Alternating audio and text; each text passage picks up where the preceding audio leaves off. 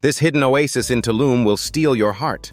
Imagine starting your day in a tranquil jungle cabana, surrounded by lush greenery and the soothing sound of birdsong.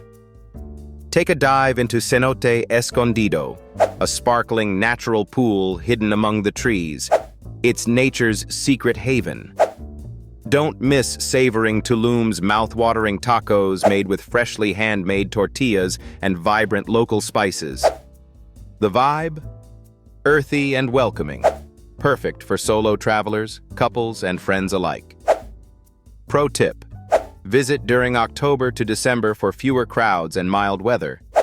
Here in Tulum, inclusivity shines, bringing an authentic sense of belonging wherever you explore.